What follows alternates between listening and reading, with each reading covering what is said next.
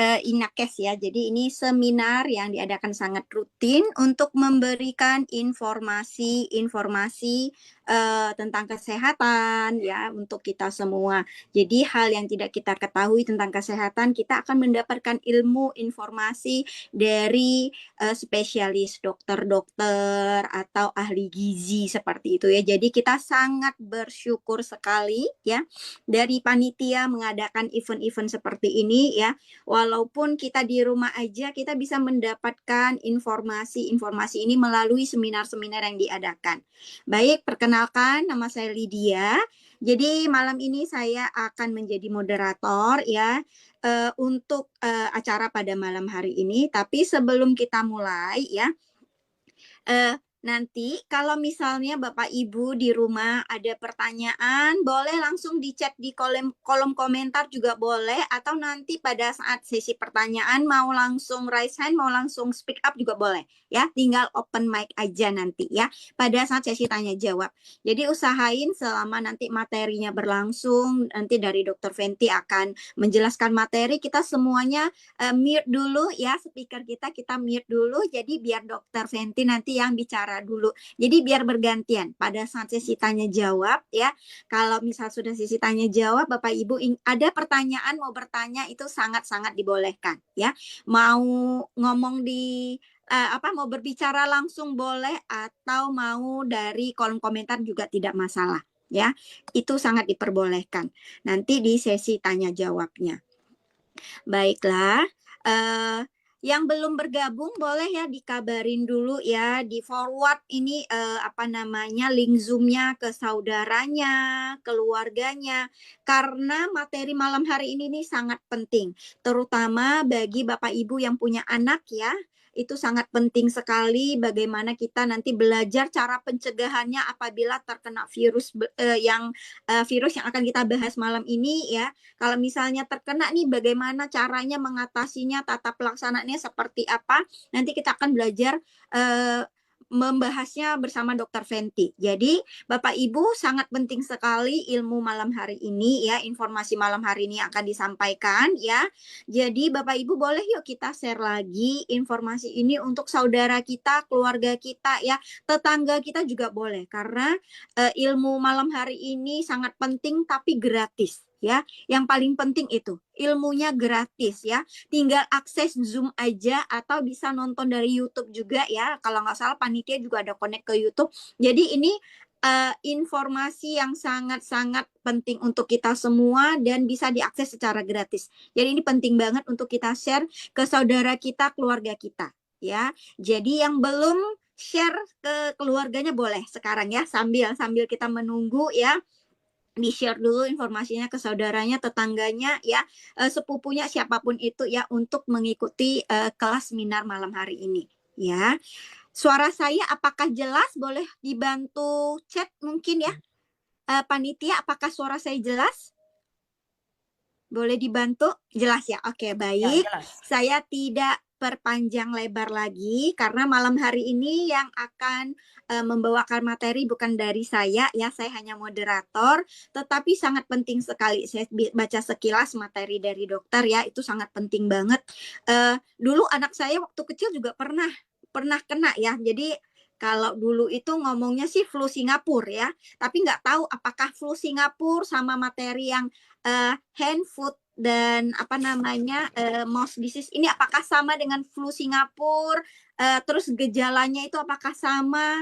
Nanti kita akan bertanya langsung ke Dr. Fenty dan kita akan mendengarkan penjelasan dari beliau ya, karena saya juga bukan dokter, jadi kita sangat awam sekali ya bahasa-bahasanya. HFM hand, foot, mouth disease itu HFMD singkatannya. Itu bagaimana gejalanya, cara kita mengatasinya, cara kita menghindari supaya tidak terkena virus ini, itu nanti akan dibahas tuntas oleh dokter ya. Jadi Bapak Ibu, sekali lagi saya himbau, yuk, karena acara seminar malam hari ini sangat penting dan gratis, kita sebarkan lagi ke orang-orang banyak supaya semakin banyak orang yang mendapatkan informasi ini. Jadi kita bisa mencegah, kita bersama-sama bisa mencegah supaya kalau misalnya di anak kita kena, kita orang lain nggak kena seperti itu, karena penting banget.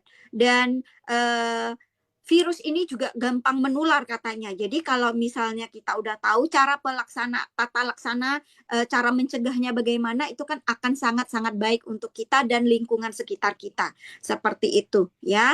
Baiklah, saya tidak perpanjang lebar karena durasi kita nanti ada sesi tanya jawabnya juga ya. Langsung aja sebelum kita melanjutkan materi bersama Dr. Fenty ya. Jadi saya akan menjelaskan sedikit ya profil beliau ya. Jadi malam ini ya yang akan mengisi materi itu Dr. Fenty ya. Jadi Dr. Fenty adalah spesialis anak ya, dokter spesialis anak ya.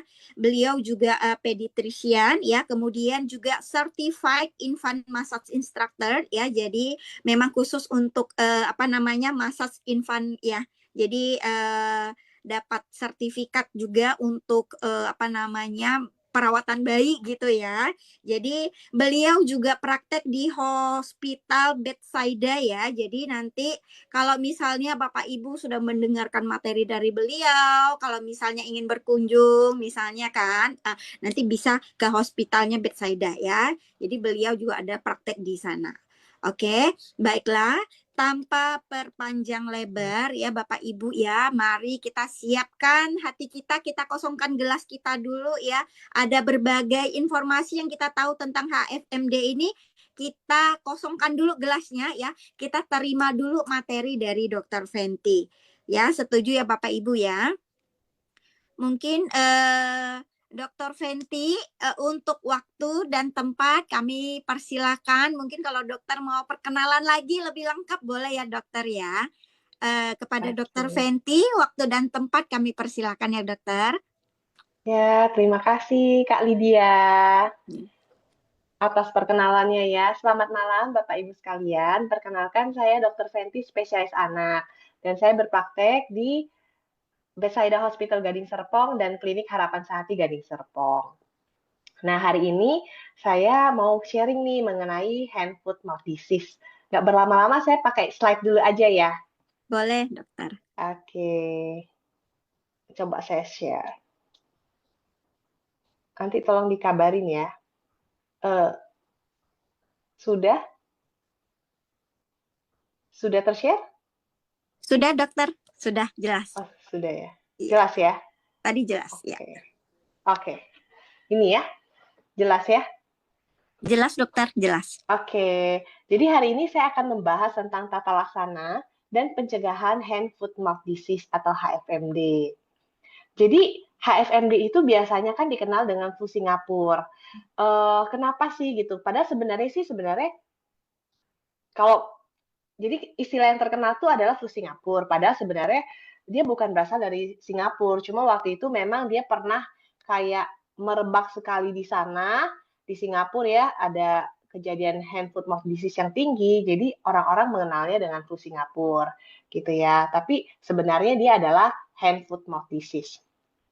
Jadi hand foot mouth disease ini disebabkan merupakan suatu penyakit yang mengenai tangan, kaki, dan mulut ya, seperti namanya, disebabkan kelompok virus enterovirus. Jadi ada Coxsackie, A16, enterovirus 71, dan lainnya. Nah, biasanya gejalanya itu adalah, biasanya demam dulu nih, demam, kemudian anaknya mengeluh nyeri tenggorokan, tapi mungkin untuk anak yang belum bisa mengeluh nyeri tenggorokan, biasanya dia kayak nafsu makannya berkurang, terus dia kayak liurnya banyak gitu ya. Kemudian diikuti dengan setelah demam dan nyeri tenggorokan, diikuti dengan sariawan di mulutnya, kemudian ruam di tangan, kaki, dan di sekitar mulut seperti gambar ini. Nah, HFMD yang disebabkan oleh enterovirus 71, dia tuh berpotensi menjadi berat, bahkan fatal. Jadi kan tadi penyebabnya banyak ya. Nah, tapi yang disebabkan oleh enterovirus 71 berpotensi menjadi berat bahkan fatal. Jadi bisa sampai dehidrasi, ada di komplikasi di otak, komplikasi jantung, dan komplikasi paru. Pada kasus berat, hingga 64% gejala sisa menetap yang dapat timbul. Jadi gangguan motorik ya, jadi gangguan, kalau misalnya memang ada komplikasi otak kan biasanya kadang-kadang bisa menyebabkan gangguan di motoriknya ya. Gangguan motorik itu contohnya seperti di sini tidak bisa jalan gitu ya. Terus gangguan perkembangan neurologis ya, kemudian bisa kejang atau epilepsi, bisa gangguan kognitif, gangguan bahasa atau gangguan kemampuan belajar. Nah, HFMD itu bisa menyebar, ya, menyebar. Jadi bisa aja terjadi di sekolah, di daycare gitu ya, karena dia sangat menular sekali. Makanya disebut HFMD menyebar, satu sekolah bisa bubar gitu ya. Mengapa? Karena mengapa sih sangat menular gitu ya? Ternyata penularan HFMD melebihi COVID-19. Jadi satu pasien HFMD berpotensi menyebarkan ke 12 orang sekitarnya. Jadi contohnya nih yang tadi di gambar ini ya, yang kena HFMD satu anak bisa menyebarkan ke 12 orang lain sekitarnya. Kalau misalnya COVID, satu anak terkena COVID dapat menularkan ke 7 orang lain sekitarnya. Nah, penularannya itu seperti apa? Dia lewat berbagai macam cara, bisa dari droplet yang liur gitu ya, berbagi makanan, hingga benda umum di tempat bermain anak. Jadi penularannya itu bisa dari feses juga, bisa dari cairan dari lesi kulit, bisa dari percikan liur ya, droplet dari bersin dan batuk, dan benda yang terkontaminasi. Ya, bahkan kadang-kadang misalnya orang dewasa atau pengasuh bisa aja loh sebenarnya punya virusnya, membawa virusnya ke anak-anak, tapi pengasuhnya itu nggak ada gejala, tapi anak-anaknya kena gitu. Nah, kasus HFMD di Indonesia di mana saja gitu ya. Jadi tahun 2024 seluruh provinsi di Indonesia tuh melaporkan kasus HFMD, terutama pada populasi anak di bawah 5 tahun. Jadi bisa sampai di tahun 2025 ya, ada 25.403 kasus ya. Dan dimonitor juga yang menyebabkan hand foot mouth disease berat yang tadi sampai dehidrasi atau kekurangan cairan, komplikasi di otak, komplikasi jantung ya. Itu penyebabnya adalah enterovirus 71. Jadi enterovirus 71 HFMD juga dilaporkan di berbagai provinsi. Nah, untuk HFMD ini kan virusnya banyak ya, enterovirus, Coxsackie atau yang lainnya. Itu tuh belum ada antivirusnya. Jadi yang harus kita lakukan adalah kita mencegah nih kalau bisa jangan sampai terkena virusnya ya, atau jangan sampai terkena virus penyebab HFMD berat gitu. Caranya itu adalah ada dua, pencegahan umum dan pencegahan spesifik. Untuk pencegahan umum dengan mencuci tangan, hindari memasukkan benda di tempat umum, ke mulut, kemudian jika sakit isolasi di rumah, membersihkan permukaan, menggunakan masker, dan etika batuk yang baik. Nah, untuk pencegahan spesifik, bisa dilakukan vaksinasi enterovirus 71 untuk perlindungan terhadap HFMD yang berat. Tadi kan sudah dibahas ya, penyebab HFMD yang berat itu biasanya adalah enterovirus 71. Dan bersyukurnya sudah ada vaksinnya yang bisa diberikan pada anak usia 6 bulan sampai usia sebelum 6 tahun. Diberikan 2 kali saja dengan jarak 1 bulan. Nah, kalau misalnya nih udah terkena hand foot mouth disease, apa yang dilakukan gitu ya?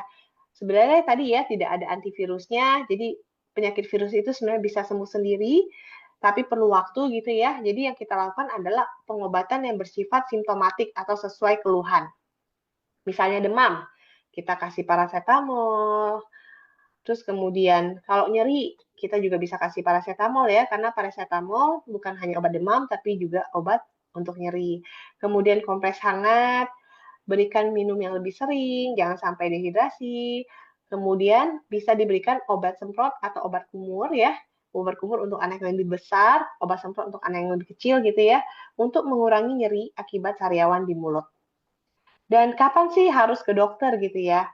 Ke dokter kalau misalnya anaknya udah, aduh, kalau misalnya ada gejala-gejala, bawa ke dokter aja nggak apa-apa gitu ya. Tapi segera bawa kalau misalnya anak terlihat jarang pipis gitu ya, tidak pipis lebih dari 6 jam, volume air pipis pun sangat sedikit, itu artinya dehidrasi, itu perlu dirawat ya. Tidak ada asupan makanan karena anak menolak makan. Tadi kan gejalanya sariawan ya, nyeri tenggorokan ya. Nah, itu juga harus dibawa ke dokter ya, indikasi dirawat juga. Demam berlangsung lebih dari 3 hari dan tidak kunjung turun. Banyak tidur, mengantuk, penurunan kesadaran. Kalau banyak tidur, mengantuk, penurunan kesadaran itu tanda-tanda adanya komplikasi di otak ya. Kejang itu juga tanda-tanda adanya komplikasi di otak. Terus pada anak yang memiliki kekebalan tubuh yang lemah dan gejalanya yang semakin hari semakin parah dan tidak membaik setelah 10 hari. Karena kalau virus itu dia self limited dan bisa sembuh sendiri gitu. Jadi demikian ya presentasi saya, cukup singkat padat ya. Semoga jelas ini. Oke, baik. Oke. Jadi itu penjelasan singkat ya, apa namanya materi tentang hand, foot, and mouth disease. Berarti sama Betul. sebenarnya dokter ya, flu Singapura gitu Sama-sama. sama ya. Iya, Oke. sama. Soalnya kalau orang awam mungkin dengar hand, foot, mouth disease mungkin agak asing. Berarti dia sama kayak flu Singapura seperti itu ya. Sama. Tapi sebenarnya itu, jadi kalau orang tuh kenalnya kan, awam tuh kenalnya flu Singapura gitu Betul, kan. Karena betul. waktu itu terkenalnya itu karena dia pernah merebak di Singapura. Tapi Di sebenarnya dia Singapura. bukan berasal, ya, tapi dia bukan berasal dari Singapura sebenarnya. Gitu. Bener. Orang dengar flu Singapura ini flu yang dibawa dari Singapura nih gitu ya. Iya, pikirnya dibawa dari Singapura, Iya, padahal iya, sebenarnya itu bukan gitu iya, kan. Dan iya, memang, iya. tapi ya gejalanya benar, memang hand foot mouth disease. Jadi memang ada Mm-mm. ruam di tangan, di Tangan. kaki, dan di mulut. Nah, di Mm-mm. mulut berupa ruam ya di sekitar mulut, sama ada Mm-mm. sariawan biasanya. Itu sakit Itu. banget kan, Iya, bisa banyak. betul, betul, betul. Anak saya yang pertama pernah tuh dokter, ya. Jadi masih umur 1 tahun kalau nggak salah ya, saya Ya, ya. kalau lupa. Memang Jadi dia tuh biasa di nggak bawah 6 tahun iya memang. betul, betul. Nggak tahu kan kenapa ini di tangannya kayak ada bentol-bentol merah gitu kan, kayak ini. Terus kakinya juga tuh mulai tuh dari kaki, tangan, terus terakhir baru di tenggorokannya. Di ini kayak sariawan gitu ya. Jadi susah makan ya dokter ya. Nah, terus Heeh. ini dokter, kita lempar pertanyaan dulu mungkin ya, Iya, karena boleh, boleh, materinya udah boleh. selesai. Bapak-bapak, ibu-ibu ya, hadirin semua yang ada di Zoom ya, yang Ya. ada di JKN juga boleh ya. Yang ada pertanyaan boleh langsung ditanyakan aja. Kalau misalnya di kolom komentar bisa di-chat, kalian chat aja di kolom komentar, sampaikan pertanyaannya boleh. Nanti kita akan bahas tuntas bersama Dokter Fenty ya. Tadi materinya udah disampaikan dengan sangat jelas, cara pencegahannya seperti apa, terus mengenalin gejala-gejalanya itu seperti apa ya. Jadi biar kita tahu, oh ini ciri-ciri anak yang kalau kena HFMD ini kayak begini nih ciri-cirinya gitu. Jadi kita bisa mengambil langkah lebih lanjut supaya tidak menyebar ke orang lain seperti itu. Karena memang begitu apa ya, kena virus itu bisa langsung sebar ke 12 orang, lebih ngeri lagi dari flu Betul, COVID ya. Betul, lebih bahaya dari COVID gitu. betul, Jadi betul. kalau ada pertanyaan boleh banget langsung Bapak Ibu ya di chat di kolom chat juga boleh ya. Nih, ada satu pertanyaan masuk nih dokter. Apakah Iya. orang dewasa bisa terkena penyakit ini? Makanan yang boleh apa saja dokter? Terima kasih. Terima kasih Bu Oke. Maria untuk pertanyaannya. Oke, langsung jawab aja ya. Terima kasih Bu Maria atas pertanyaannya. Jadi kalau ditanya apakah orang dewasa bisa terkena penyakit ini, bisa. Jadi, tapi apakah dia menimbulkan gejala atau tidak, bisa aja nggak menimbulkan gejala, makanya dia carrier ya, dia membawa virusnya tapi dia nggak ada gejala, cuma berpotensi menyebarkan gitu ya. Yang kedua, dia juga bisa menimbulkan gejala. Gejalanya bisa aja ada ruam di tangan, kaki, dan di mulut atau sariawan. Seperti itu.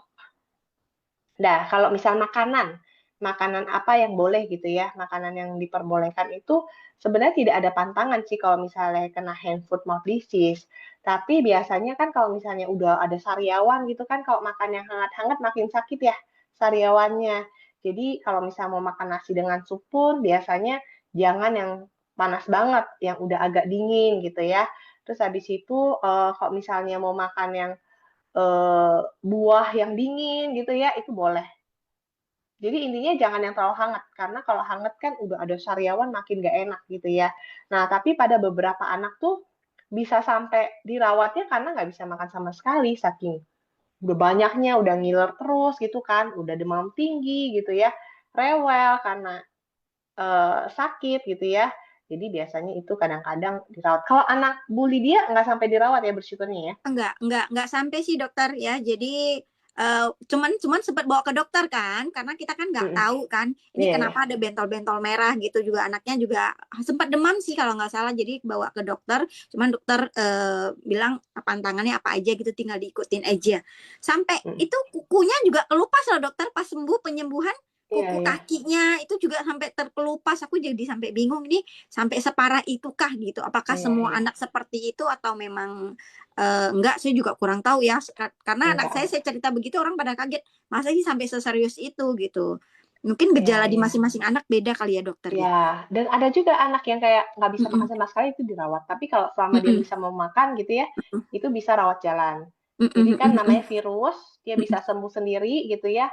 Jadi obat yang kita lakukan, yang kita berikan sesuai dengan keluhan, dan mm-mm, kita edukasi. Intinya harus istirahat cukup, makan sedikit-sedikit tapi sering sebisanya lah ya. Terus habis itu obat sesuai keluhan. Tadi obat demam kalau demam ya, pastikan cairan yang diminum cukup ya sesuai dengan beratnya gitu ya, ada hitungannya mm-mm, biasanya gitu ya, dan juga obat semprot biasanya ngaruh oh, sih, obat semprot atau obat kumur ya. yang dapat Mm-mm, membantu mengurangi nyerinya gitu. nyeri.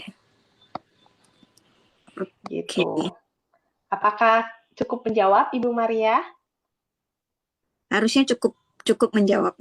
Apakah orang dewasa terkena? Tadi bisa jadi ya dokter ya. Tapi biasanya ke anak yang sebelum 6 tahun gitu ya dokter ya. Banyak Secara kan umumnya gitu. Cuma gitu orang ya. dewasa bisa aja kena. Bisa aja ya. Oke. Kalau daya tahan tubuh lagi rendah bisa Rendah ya. bisa. Kemudian Oke. ini ada pertanyaan, apakah anak vegan dari bayi bisa terkena virus ini, dokter? Oke, terima kasih. Ini Bapak Kiswan Hora. Pak Kiswan Tanya. ya. Iya, Nah, betul. jadi kalau semua anak bisa kena sih.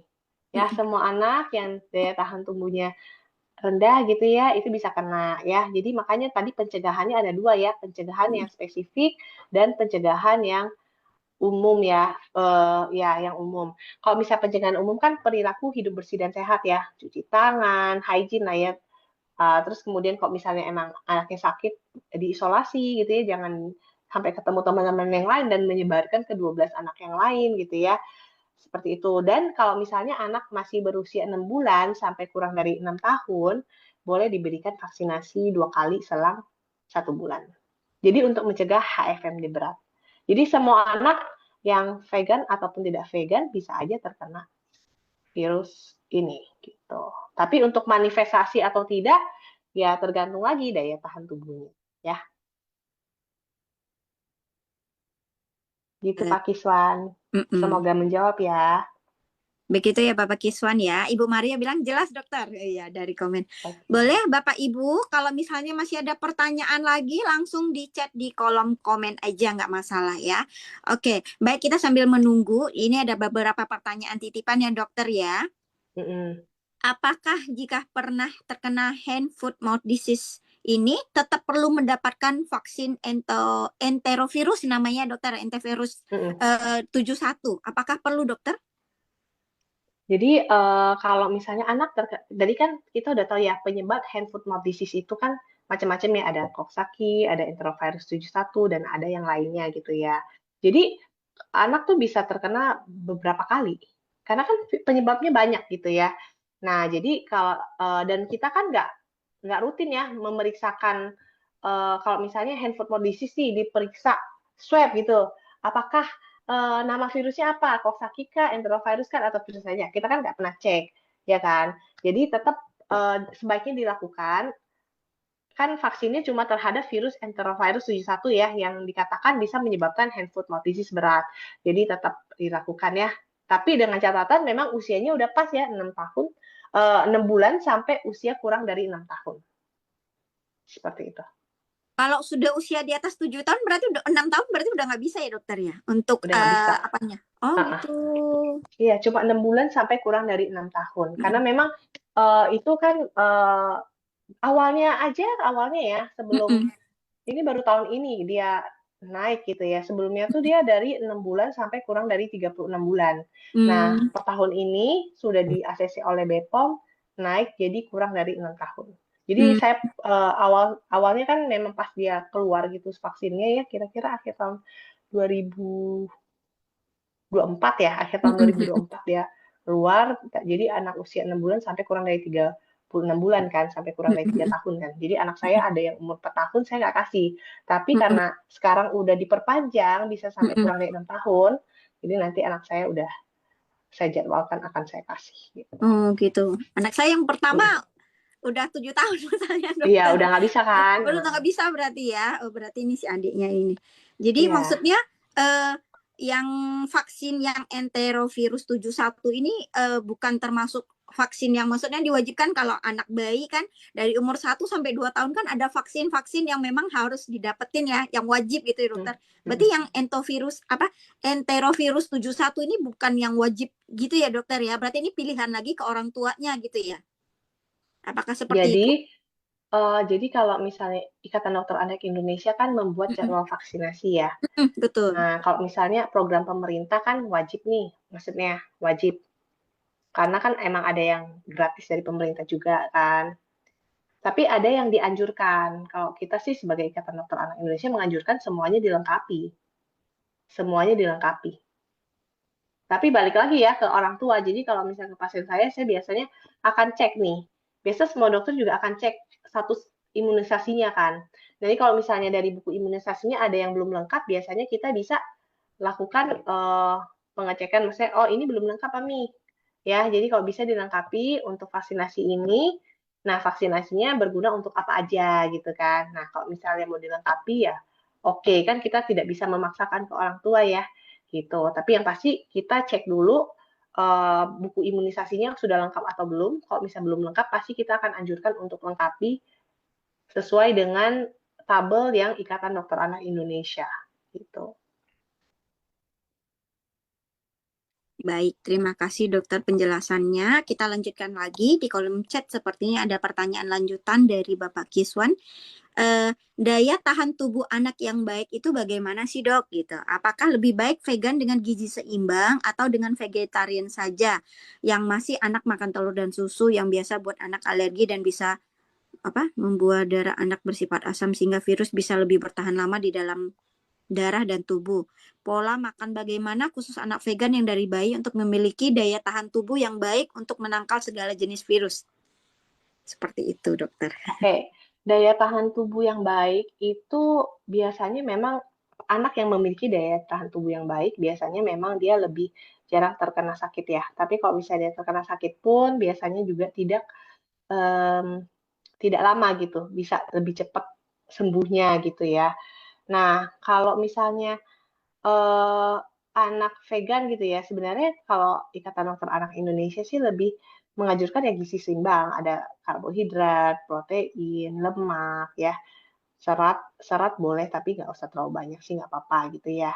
Nah, terus habis itu kalau misalnya untuk semua anak pun ya kalau misalnya dia ada alergi susu sapi atau alergi sesuatu, biasanya memang kita akan anjurkan untuk kita eliminasi dulu nih kalau misalnya dia lagi ada gejala alergi gitu ya, biasa kita eliminasi makanan baru yang membuat timbul gitu ya selama 2 sampai 4 minggu. Habis itu nanti kita uh, berikan lagi gitu ya setelah 2 sampai 4 minggu. Kalau misalnya dia muncul lagi, itu berarti memang alergi terhadap zat tersebut. Jadi untuk kita diagnosa alergi makanan tertentu gitu ya, kita pasti akan melakukan eliminasi dulu ya selama 2 sampai 4 minggu baru provokasi itu kita kasih lagi.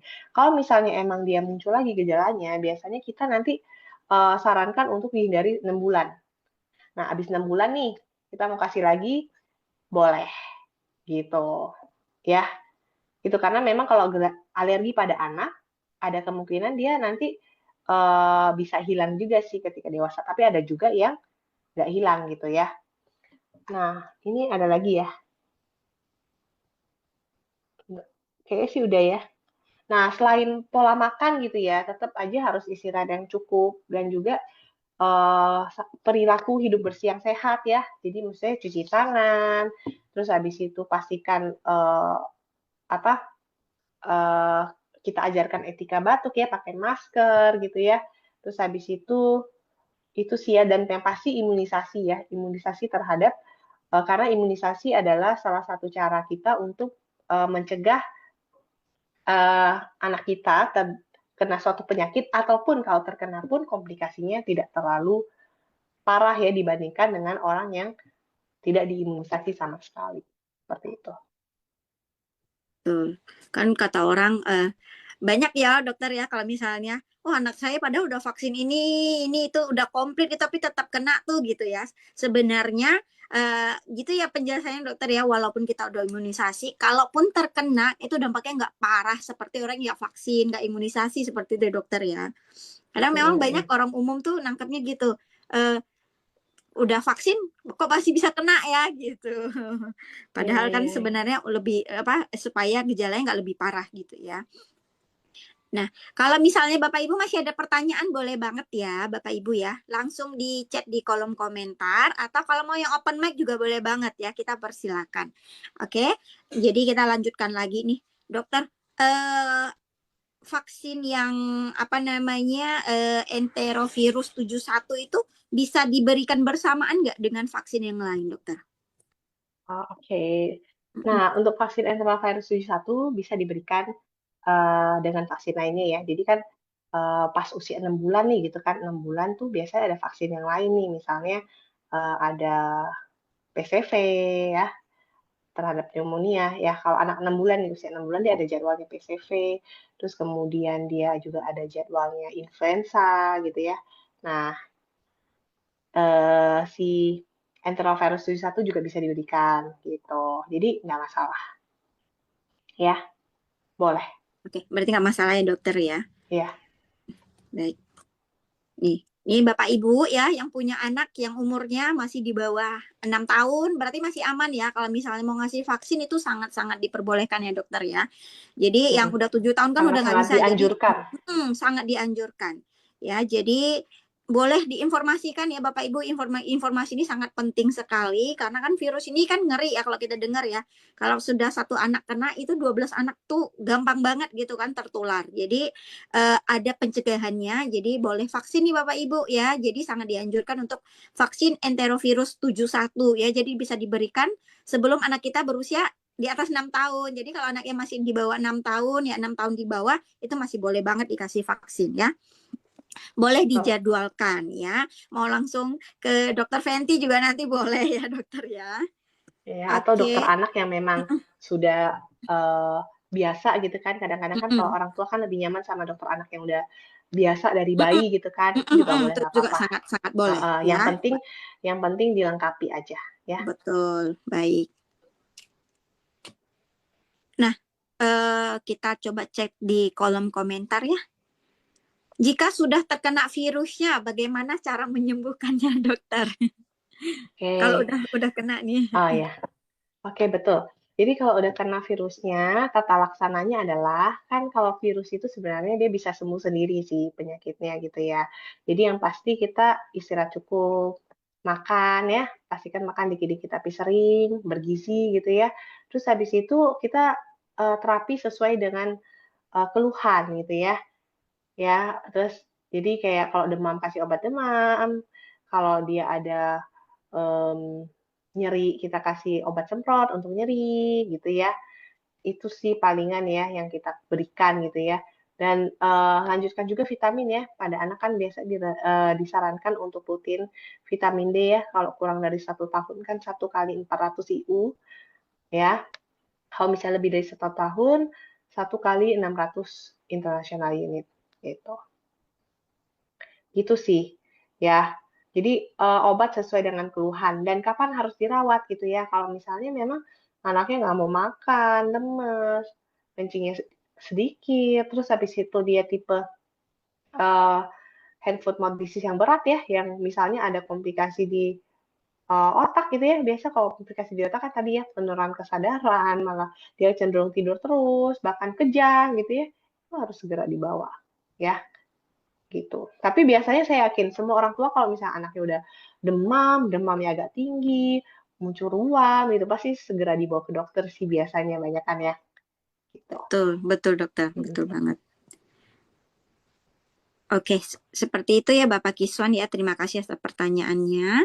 Terima kasih, Bapak Kak. Ibu ya, Bapak Ibu yang lain, kalau misalnya ada pertanyaan boleh ya, boleh banget ya, karena kita waktunya nanti sampai 8:30, jadi masih panjang banget. Jadi kalau misalnya ada pertanyaan-pertanyaan seputar HFMD ya, boleh banget langsung di kolom komentar ya, langsung ditanyakan di kolom komentar saja. Apa pertanyaan? Ini dari Fazra ya, F Zahra, F Zahra. Mhm. Sebentar. Oh, ini ada pertanyaan lanjutan dari Kison Horanya sih, Dokter Fenti. Kan tadi Mhm. mengenai vitamin ya, kan dikasih vitamin D. Mengenai vitamin D, kan ada yang dari hewan, ada yang vegan. Nah, cara tahu dia itu vegan, misalnya kan anaknya vegan nih, dokter mau kasih vitamin D yang vegan itu mungkin dokter punya apa namanya saran nih, yang vitamin D apa gitu yang bisa kita konsumsi untuk yang vegan atau yang vegetarian gitu, dokter. Oke. Kalau saya sih biasanya, nggak pernah ngecek ya yang Iya, vegan, iya. yang apa, yang pasti yang ada beberapa, obat yang memang udah langsung, apa, kandungan vitamin D 1 kali 400 IU sih. Oh gitu. Jadi kalau misalnya saya ditanya, mana yang dari hewan, mana yang Heeh. vegan, saya jujur belum familiar ya, karena saya Heeh. taunya Oke. pokoknya 1 kali 400 IU Mbak dan udah Hiu ada gitu. sediaan obatnya. Jadi saya nggak lihat Ya. lagi kayak apakah ini dari hewan, apakah ini dari Mm-mm. ini vegan, saya Mm-mm. nggak sure. Oke. Heeh. Berarti dicek lagi aja ya dokter Iya, ya ininya ya. dari Heeh. komposisinya ya. Komposisinya. Oke. Yang penting untuk dosis vitamin D-nya 1 kali 400 IU untuk Mm-mm. kurang dari 1 tahun ya. Kalau lebih dari sama Mm-mm. dengan setahun udah 1 kali 600 600 ya. Kalau internasional. misalnya yang Ini. 1000 itu boleh nggak sih dokter? Karena kan sempet kan anak Iya, teman iya, saya iya. itu kan dia kasih yang 1000. Itu boleh nggak Gitu. ya dokter ya? Ya sebenarnya kalau idealnya kan 600 gitu kan, Mm-mm. tapi kalau Mm-mm. misalnya kan kadang-kadang susah ya kita kasihnya misalnya yang tetes pun biasanya 1 tetes 400 IU, Mm-mm. 2 Mm-mm. tetes 800 IU gitu kan. Jadi Mm-mm. ya 2 tetes masih oke lah. Nah, Mm-mm. tapi ada juga sediaan yang memang 600 IU. Jadi Mm-mm. Mm-mm. mungkin bisa dilihat. Ya. Kalau 1000 tuh overdose nggak ya dokter ya? 1000 IU. Sebenarnya sih masih lah batas paling atas lah udah. Nah, ya. Nah, kalau misalnya dia kekurangan vitamin D ya, akan lebih baik kalau memang dicek sih kadar vitamin D-nya. Kalau kurang dari 30 mg per desiliter kan dosisnya juga beda lagi. Bukan lagi dosis suplementasi, tapi dosis terapi. Gitu. Oke, baik, noted dokter. Ini kita Ya, lanjut pertanyaan dari F. Zahra tadi. Dok, jika sudah terkena virusnya, jangka waktu untuk bisa vaksinnya berapa lama? Jadi dari jedanya dokter. oke. Jadi kalau misalnya udah kena virusnya kan, berarti kan memang udah ada gejala ya. Kalau misalnya belum ada gejala kan kita nggak akan tahu ya kan. Jadi kalau misalnya dari gejala, bisa udah sembuh, bisa tunggu 1 bulanan juga boleh. Ya, 1 bulan dari sembuh lah. Oke, Gitu. baik. Ada efek sampingnya nggak dokter? Kalau kita ngasih vaksin enterovirus 71 itu ada ininya nggak? Efek sampingnya nggak? Jadi semua yang kita berikan ke tubuh kita pasti ada efek sampingnya ya. Tapi kan kita lihat lagi apakah efek samping sama benefit yang diberikan lebih besar atau lebih kecil gitu ya. Nah, kalau misalnya efek samping dari vaksinasi enterovirus 1 ini ada efek samping yang lokal. Lokal itu contohnya dia di lokasi suntikan ya. Biasanya kalau vaksin apapun ya ada kemungkinan dia bisa yang pasti pas menyuntikan ada nyerinya kan. Ya, tapi nyeri sehat sebentar, sakit sebentar lah, tapi sehatnya lama. Terus habis itu kadang-kadang bisa ada bengkak gitu ya, meskipun pengalaman saya sih jarang ya yang ada yang bengkak gitu ya. Tapi balik lagi, efek samping vaksin beda-beda masing-masing. Jadi yang paling sering adalah di lokal, di penyuntikan ya bisa kemerahan, bengkak gitu ya, nyeri. Nah, pegel gitu ya. Nah, tapi kalau yang sistemik biasanya paling banyak sih demam ya. Nah, tapi dari pengalaman saya pun ini termasuk yang nggak bikin demam sih, jarang gitu. Karena kadang-kadang misalnya ya ada anak yang habis vaksin dia malamnya demam gitu. Nah, itu tuh sebenarnya belum tentu juga karena vaksinnya kan. Karena kan bisa aja sebenarnya udah inkubasi virus nih, habis itu pas banget vaksin, habis itu malamnya demam gitu ya. Gitu. Tapi kalau misalnya demam setelah vaksin pun biasanya nggak terlalu tinggi dan habis itu dia akan besok paginya udah oke lagi seperti biasa. Gitu. Oke, baik. Ada kondisi tertentu nggak, Dok? Maksudnya kita mau vaksin vaksin enterovirus 71 nih dengan kondisi-kondisi mungkin ada kondisi tertentu yang oh, vaksinnya ditunda dulu nih gitu. Ada kondisi-kondisi Mhm. tertentu nggak seperti itu, Dokter? Oke, kalau misalnya kayak demam tinggi gitu kan, itu ya jangan vaksin dulu. Terus habis itu kalau memang, dia udah pernah vaksin HFMD gitu ya, misalnya kan kan dia 2 dosis, dosis pertama tuh dia menunjukkan gejala alergi yang berat gitu ya, misal habis suntik, kok matanya bengkak, kok sampai kayak ruam yang seluruh tubuh gitu ya, itu juga kontraindikasi ya. Atau anak dengan, misalnya yang memang lagi sakit pokoknya itu lebih baik nggak usah dulu. Tapi kalau misalnya cuma batuk pilek ringan tanpa demam itu boleh ya. Heeh, tergantung ya, Dokter ya. Ya, Nah, kalau misalkan kan ada 2 dosis ya tadi ya, Dokter ya. Dosis pertama sama dosis kedua tadi aku lupa sih tadi di slide kayaknya ada ya. Waktunya berapa mhm, lama tadi jeda waktunya, Dokter? interval 1 bulan, Interval 1 satu bulan, bulan. Oke. mhm. Kalau misalnya dosis keduanya terlewat, misalkan ada 2 dosis tuh, dosis pertama udah, terus yang dosis kedua terlewat. Nah itu gimana, Dokter? Nggak apa-apa. Jadi kalau misalnya dosis pertama kan misalnya bulan Januari misalnya, hari ini bulan Maret, terus habis itu kan, bulan April lupa nih atau sakit gitu ya, jadi nggak bisa vaksin gitu kan. Jadi bisa kok nanti 2 bulan setelahnya gitu nggak masalah. Dan dosis pertama nggak usah diulang Oh ya. gitu. Heeh, Berarti nggak masalah ya, Dokter ya. nggak Berarti masalah. tinggal tinggal dilanjutin aja 2 bulan setelah Iya, itu gitu ya. iya, Tapi tetap tetap kasih dosis yang kedua ya, Dokter ya. iya. Tetap tetap harus dapetin ya biar komplit gitu ya. Oke, baik. Ini ilmu ilmu mahal ini ya, Bapak Ibu ya. Jadi kita udah dikasih tips-tips nih sama Dokter Fenty ya. Jadi kalau mau pencegahannya bisa vaksin ya. Ada 2 dosis, dosis pertama sama dosis kedua, intervalnya lebih kurang 1 bulan. Jadi yuk Bapak Ibu ya sekali lagi ya, untuk pencegahan ya lebih baik ya kita kasih anak kita yang di bawah 6 tahun itu vaksin gitu ya. Nah, Bapak Ibu yang masih ada pertanyaan sangat-sangat kami persilakan seperti itu ya. Jangan malu-malu bertanya. Kalau malu ngomong langsung nggak apa-apa. Kita boleh di kolom chat ya gitu ya. Sebentar. Ini ada pertanyaan dari Bapak Kiswan.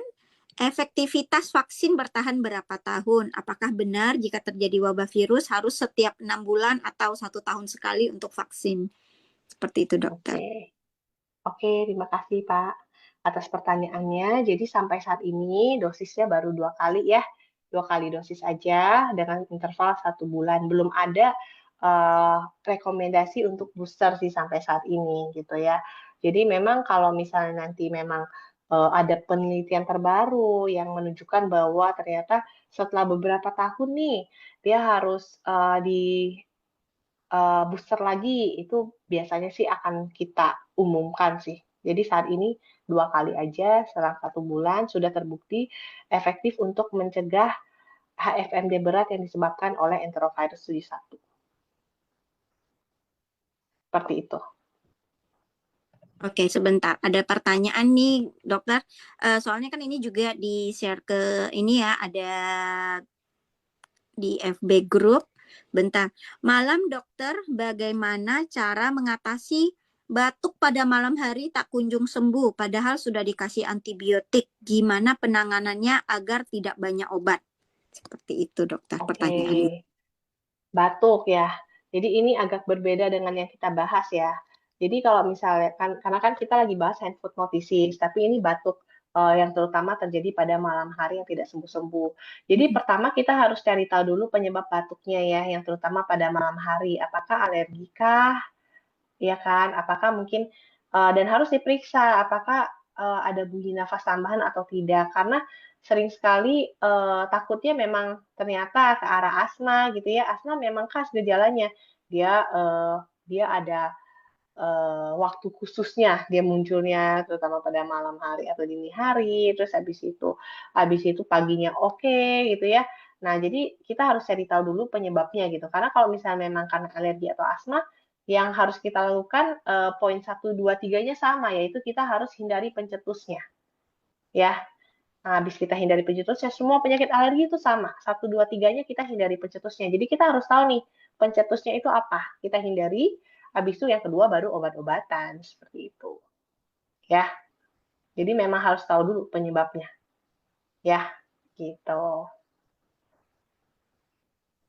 Begitu ya Bu Maya ya, Ibu Maya dari grup Oh iya, JKM soalnya yang bertanya. oke. Semoga bermanfaat, Bu Maya. Iya, oke. Bapak Ibu, sekali lagi yang masih mau bertanya boleh banget ya di kolom chat ya, mau yang dari JKM ataupun yang dari YouTube ya, dari Zoom juga boleh banget ya. Langsung disampaikan ke panitia saja karena kita masih ada waktu ya untuk sesi pertanyaan. Nah, Dokter Venti, apakah kita perlu booster gitu, Dokter? Perlu booster nggak kira-kira, Dokter? Apa booster? Ya tadi, yang tadi kita jawab ya. Jadi saat ini baru hanya 2 kali saja pemberiannya. Jadi selang 1 bulan. Sampai saat ini belum ada rekomendasi untuk booster. Jadi kalau misalnya memang ada penelitian lebih lanjut yang menunjukkan bahwa setelah 2 dosis kok daya efektivitasnya atau imunitasnya gitu ya, antibodinya tuh menurun dan perlu booster, pasti kita akan info. Pasti akan ada info lagi sih. Seperti itu. Oke. Baik, dokter, terima kasih untuk jawabannya. Bapak Ibu, apakah masih ada yang mau bertanya langsung Ini mungkin? suaranya ke mute kayaknya, Bu. Hilang ya? Tes, tes. Jelas nggak ya dokter ya? Oh, tunggu. Tes. Pakai jelas suara Bentar saya ya. Bapak Ibu.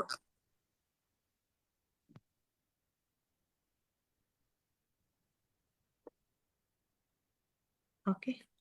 Jelas dokter? Oh, jelas. Oke. Baik. Oke. Oke. Ini ada pertanyaan lagi dokter. Mm-mm. Bagaimana pengalaman dokter tentang pasien yang pernah mengalami HFMD yang berat? Pernah nggak dokter? Jadi, sampai saat ini sih saya menangani pasien HFMD yang berat itu cuma sampai dehidrasi ya gejalanya. Nah, dehidrasi, jadi kalau dehidrasi yang pasti dirawat, kita kasih infus, dan tetap aja kita kasih obat demam kalau demam, kemudian kita kompres hangat, kemudian kita berikan obat semprot, biasanya akan sembuh gitu. Intinya sih kita atasi sesuai dengan keluhannya sih, ya gitu. Kalau misalnya kejang gitu ya, kejang karena HFMD, kebetulan saya belum ada pasien yang kejang karena HFMD gitu ya, tapi memang kalau kejang demam sering sekali kita ketemu ya, di mana kejang demam itu memang biasa terjadi pada anak usia 6 bulan sampai 5 tahun banyak kan terjadi seperti itu. Jadi kalau kejang demam itu kejang yang disebabkan karena demam gitu. Ya, tapi dari laporan dari penelitian ya, penyebab HFMD berat itu adalah enterovirus 71. Makanya alangkah baiknya kalau kita cegah dengan vaksinasi itu. Seperti itu. Oke, baik. Terima kasih dokter. Terus, bagaimana perkembangan penyakit ini di Indonesia? Apakah bisa berkembang seperti pandemi COVID-19, dokter? Oh, saat ini sih memang enggak ya, cuma memang kadang-kadang bisa di satu sekolah bisa sekelas memang bisa kena gitu. Jadi pernah ada kayak sekolahan pasien gitu, ada yang ketika satu anak terkena ternyata banyak banget yang nggak masuk dan ternyata semuanya hand foot mouth disease gitu. Jadi memang sangat menular sekali gitu. Tapi yang sampai COVID ya eh, nggak tahu ya, tergantung. Jadi bersyukurnya udah ada vaksinnya kali ya. Jadi memang kan udah sejak akhir tahun 2024 ya. Jadi udah hampir 2 tahun ya, udah setahun lebih. Jadi mungkin sudah banyak juga yang udah diimunisasi gitu ya. Pasien-pasien saya juga udah banyak yang diimunisasi. Jadi semoga sih memang tidak akan sampai seperti COVID ya. Ada potensi kematian nggak dokter kalau udah kena HFMD ini dokter? Kalau misalnya tergantung dia FMD yang ringan atau berat kan. Ya kan, tadi kan banyak penyebabnya. Yang penyebab yang berat kan enterovirus 71 yang bisa sampai dehidrasi. Dehidrasi berat juga bisa menyebabkan kematian ya. Makanya memang Kalau anak udah menunjukkan tanda-tanda dehidrasi, nggak mau makan, kencing sedikit, segera bawa gitu kan. Jadi kita bisa kasih cairan lebih cepat, lebih baik. Kedua, kalau misalnya dia ada komplikasi, tadi kan komplikasi di otak juga. Kalau misalnya di otak dia, kalau dia kejang, demam, penurunan kesadaran, nggak diobatin, bisa menyebabkan kematian. Komplikasi jantung juga bisa, ya kan? Seperti itu. Jadi ya kalau potensi kematian bisa. Tapi kalau misalnya yang ringan-ringan aja, ya cuma ada berapa yang cuma dia ada hand foot motisis tapi dia bisa makan, dia oke-oke aja, ya dia terkena yang ringan gitu. Tapi kalau misalnya terkena yang berat ya potensi kematian itu ada. Ya, Ya, benar-benar tergantung sebenarnya dokter ya. Mm-mm. Jadi Bapak Ibu sekali lagi ya. Jadi Tergantung dokter kumannya dan tergantung daya tahan anaknya ya, juga sih. betul.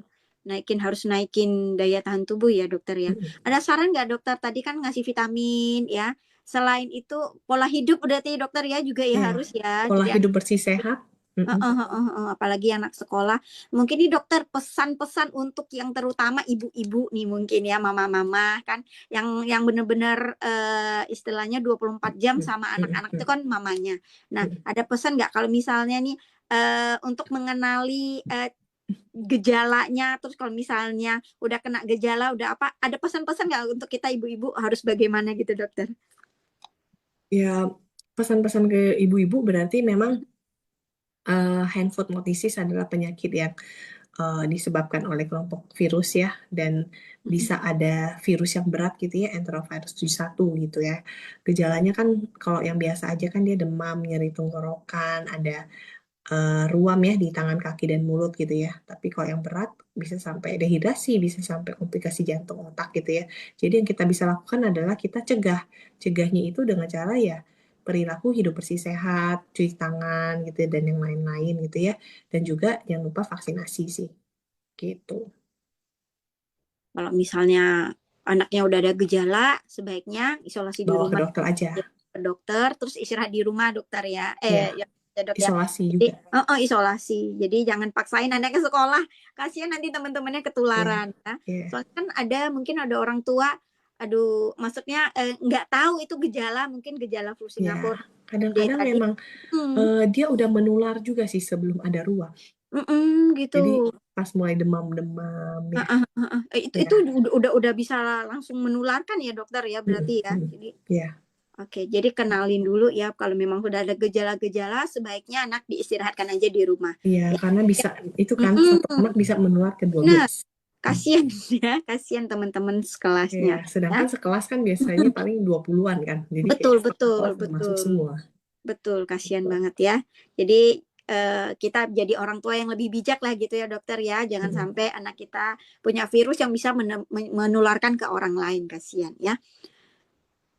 Kalau anak-anak kena kanker tenggorokan atau kanker lainnya, bagaimana solusinya?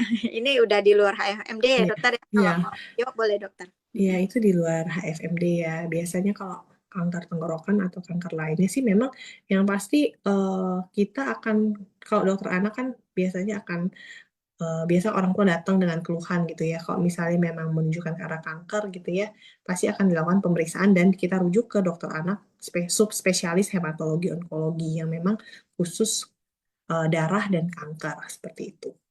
Ya, gitu.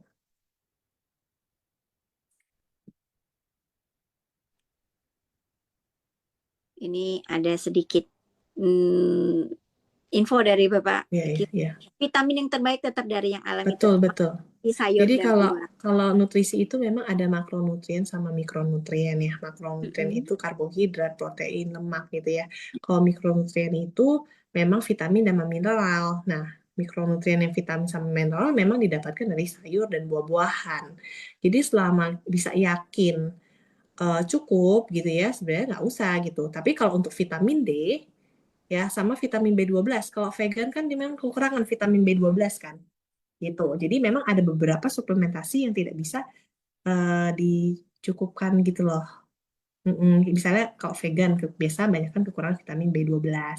Itu saran sih tetap perlu suplementasi. Ya,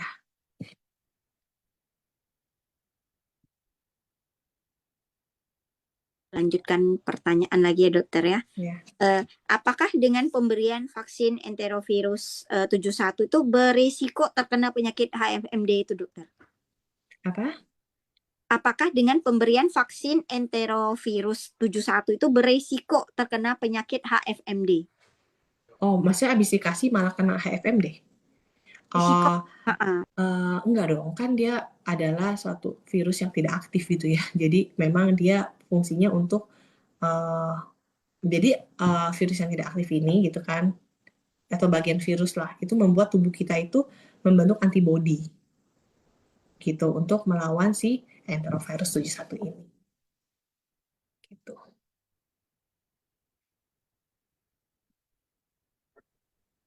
Oke, baik Bapak Ibu, apakah masih ada pertanyaan?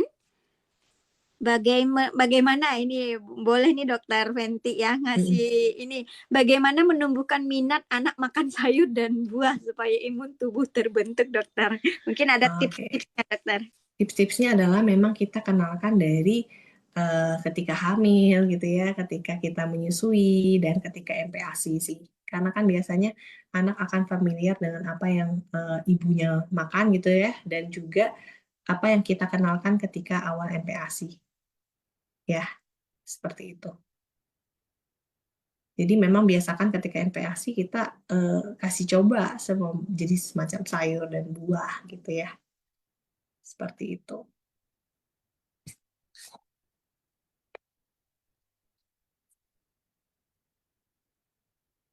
Oke, seperti itu ya. Oppo A96 ini nggak ada namanya. Jadi itu pertanyaan-pertanyaannya Bapak Ibu. Sekali lagi ya, jadi Bapak Ibu kalau misalnya masih ada pertanyaan-pertanyaan yang mengganjal di hati yang ingin ditanyakan ya, boleh ya, masih boleh ditanyakan ya. Kalau misalnya nanti Bapak Ibu benar-benar sudah tidak ada pertanyaan, baru kita tutup gitu sesinya kan ya. Nah, kan sebenarnya kita sampai 8.30 ya Dokter Fenty ya. Kalau misalnya masih ada pertanyaan, kita akan share di sini supaya Dokter Fenty bisa kasih penjelasan ke kita. Kalau misalnya tidak ada Bapak Ibu, nanti mungkin seminar ini kita akan selesaikan lebih cepat dari jamnya seperti itu. Jadi kalau bisa masih ada pertanyaan, boleh banget ya. Kita tunggu sampai jam 8:10 ya dokter, 4 menit lagi ya dokter ya. Kalau misalnya masih ada pertanyaan boleh banget ya. Mungkin sambil menunggu Dokter Fenty mungkin ada mau sampaikan pesan-pesan buat kita gitu. Ini ada nih lagi pertanyaan lagi dokter. Sumber vitamin D nabati dari apa ya dokter? Vitamin D yang nabati. Sumber vitamin D itu biasanya sih memang dari susu ya. Susu paling banyak ya. Dari makanan-makanan laut gitu ya. Jadi kalau misalnya seperti itu sih. Oke. Oke, baik dokter. Baik, Bapak Ibu, ya kalau misalnya Bapak Ibu masih ada pertanyaan kami persilakan, masih ada 3 menit lagi. Kalau nggak ada nanti kita akan selesaikan. Oh, sebagai penutup nih dokter ya, kita sambil menunggu ya sebelum jam 20:10. Kalau ada mau pesan-pesan yang mau disampaikan boleh dokter Fenty ya. Sudah sih ya. Jadi kalau misalnya sumber alami vitamin D nabati ya paling jamur ya, susu nabati ya, susu kedelai, susu almond yang udah difortifikasi ya. Ya segala sesuatu yang udah difortifikasi sih itu bisa. Ya. Kalau jamur ya sumber alaminya lah ya. Terus kemudian apa lagi?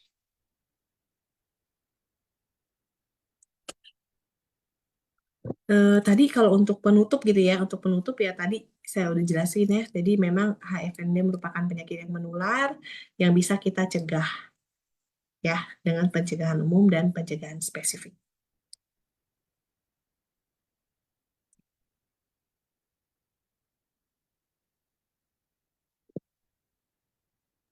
Dokter, ini pertanyaan penutup dokter ya. Kita tutup pertanyaan terakhir. Izin tanya, apakah pemberian madu kepada anak yang sedang terkena sariawan bisa membantu dokter?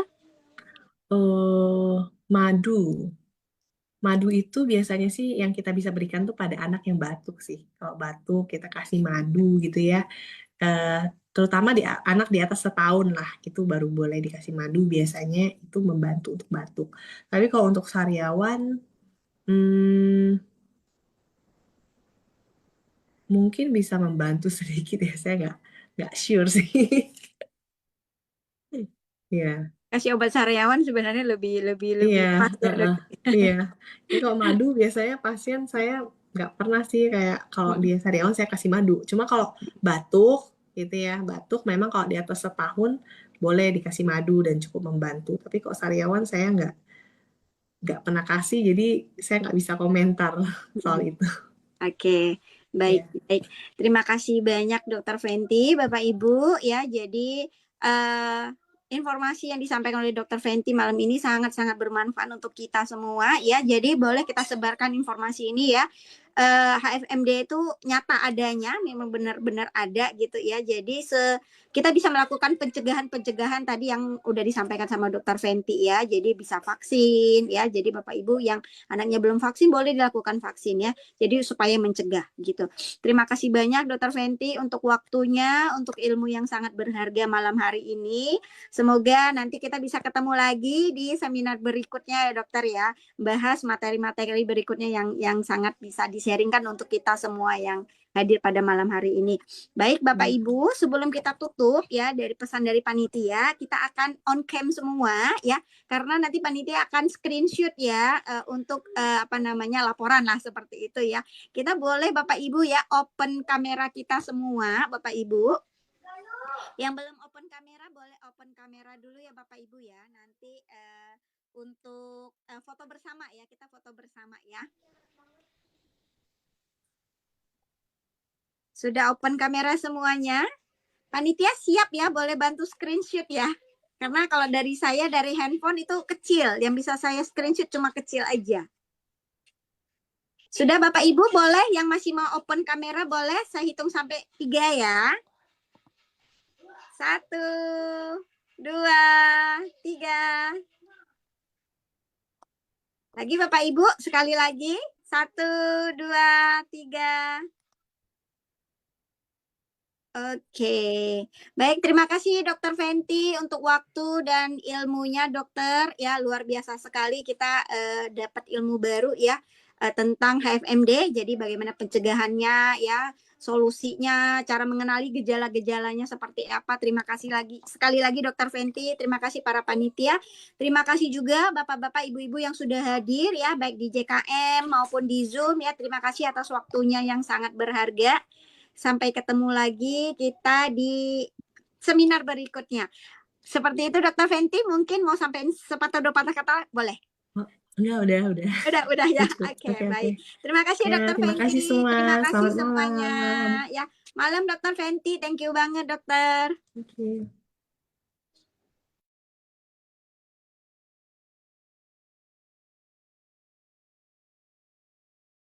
Recording stopped.